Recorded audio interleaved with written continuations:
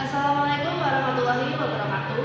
Selamat pagi kepada yang terhormat Pak Tria Wirawan SDMM selaku dosen pengampu mata kuliah komunikasi bisnis. Kami dari kelompok 6 yang terdiri dari saya sendiri Rismawati dengan ujungan PM 133. Saya Aladin Mabina dengan PM 121. Saya Nabila Gisjosi dengan ujungan PM 125. Saya Rizal Fidiana dengan ujungan PM 126. Di video kali ini kami akan menampilkan project base yang membahas bab 1 sampai dengan 4. Selamat menyaksikan. Di dunia selagi digital, komunikasi tidak lagi terbatas pada tatap muka, dapat melalui email, Zoom, video conference, dan media sosial lainnya. Komunikasi yang efektif dan cepat dapat membuka untuk lintas lokasi dan juga waktu. Media sosial memainkan peran penting dalam membangun hubungan profesional.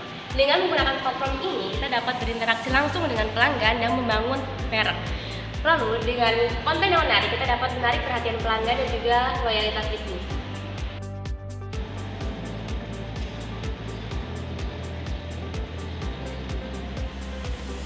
Dalam menulis email atau memposting sesuatu di media sosial, karyawan harus memperhatikan etika dan profesionalisme. Dalam komunikasi, baik melalui chat atau email, karyawan itu mencerminkan nilai dan reputasi milik perusahaannya. Jadi karyawan harus menjaga kesopanan, kejelasan, dan relevansi dalam setiap pesan.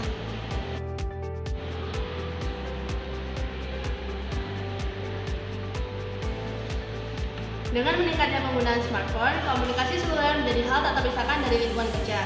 Aplikasi bisnis memungkinkan kita untuk berkomunikasi secara real time, memudahkan berkolaborasi, dan pengambilan keputusan cepat. Namun, komunikasi digital juga menghadapi tantangan di dalamnya. Salah satunya adalah berita hoax. Contohnya, seperti ini.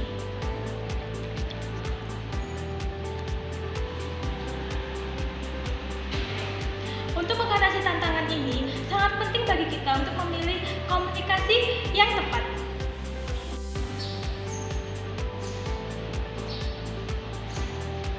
Dengan memahami dan menerapkan prinsip komunikasi profesional dalam dunia digital, sosial, dan seluler, kita dapat menciptakan lingkungan kerja yang produktif dan kolaboratif.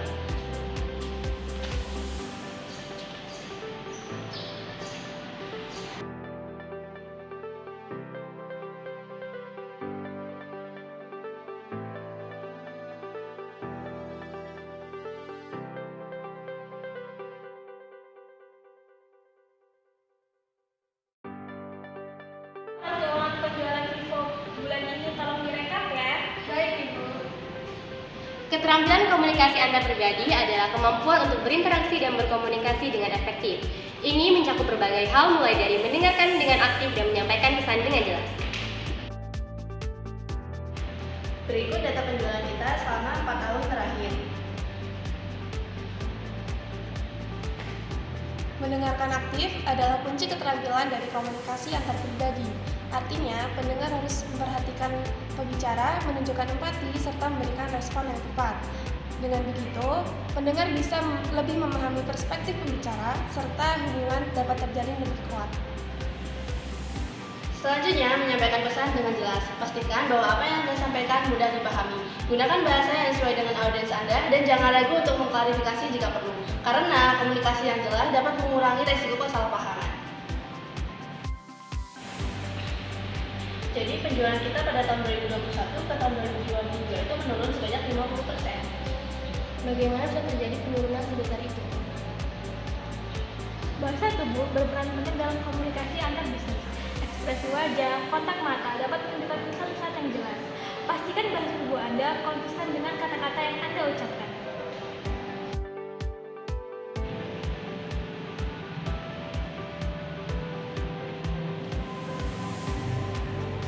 Empati adalah kemampuan seseorang untuk merasakan apa yang dirasakan orang lain.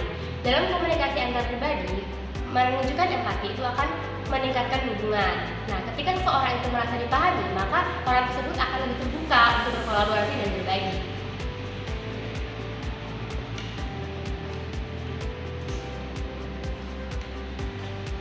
Konflik adalah bagian alami dari interaksi manusia.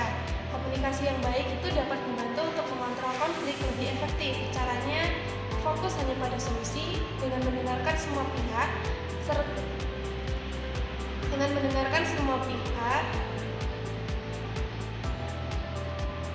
Buka HP juga nggak apa-apa, kasih dia.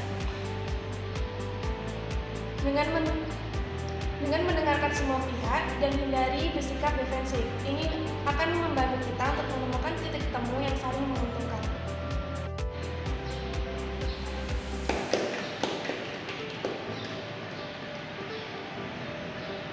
Dengan mengembangkan keterampilan komunikasi antar pribadi, kita tidak hanya meningkatkan hubungan pribadi dan profesional, tetapi juga menciptakan lingkungan yang harmonis dan produktif.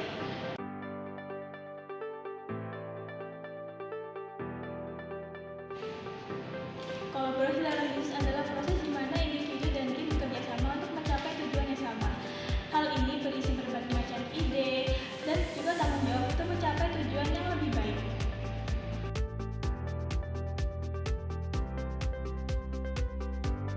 Kolaborasi memberikan banyak manfaat termasuk peningkatan kreativitas, efisiensi, serta solusi inovatif. Nah, ketika tim bekerja sama, mereka tuh akan memberikan keterampilan dan kreativitas mereka sehingga akan meningkatkan kualitas kerja mereka.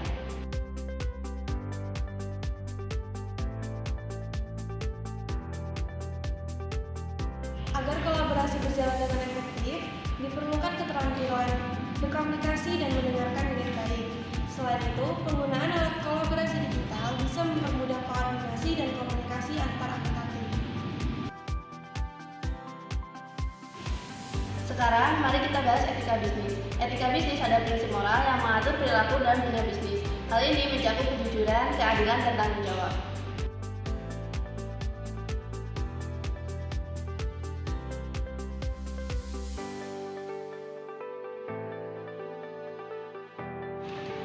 Dalam kolaborasi, etika bisnis sangat penting. Ketika anggota saling bekerja satu sama lain, maka akan tercipta lingkungan kerja yang efektif dan kondusif.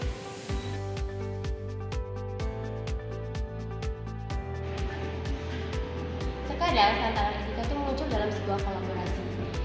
Perbedaan tujuan dan juga nilai itu dapat menyebabkan ketegangan antar tim. Nah, oleh karena itu dibutuhkannya pedoman untuk berdiskusi sehingga tidak akan terjadi ketegangan.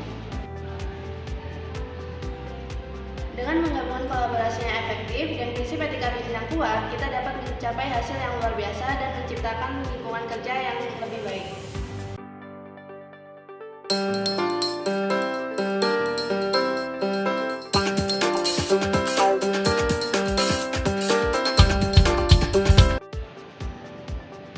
Pasar global terdiri dari berbagai macam budaya, bahasa, dan norma sosial, di mana setiap budaya ini memiliki cara yang unik dalam berkomunikasi.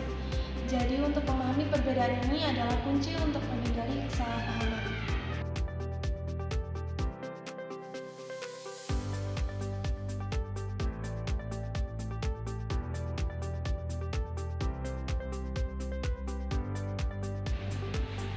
Salah satu tantangan utama dalam komunikasi bisnis adalah perbedaan bahasa. Istilah yang umum dalam satu bahasa mungkin asing dalam bahasa lain karena terdapat terjemahan yang berbeda. Hal ini akan terjadi membingungkan dalam komunikasi bisnis.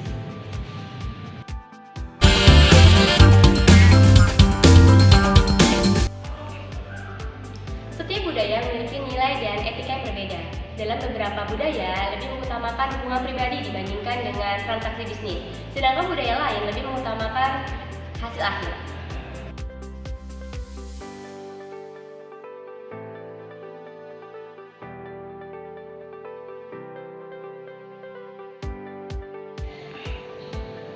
Gaya komunikasi juga bervariasi.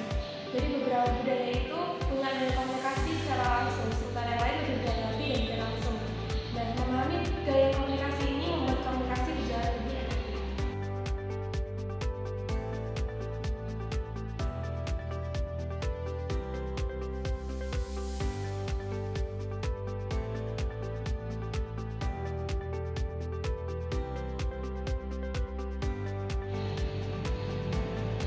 Teknologi memfasilitasi komunikasi lintas batas, tetapi perbedaan zona waktu dan akses teknologi juga bisa menjadi tantangan.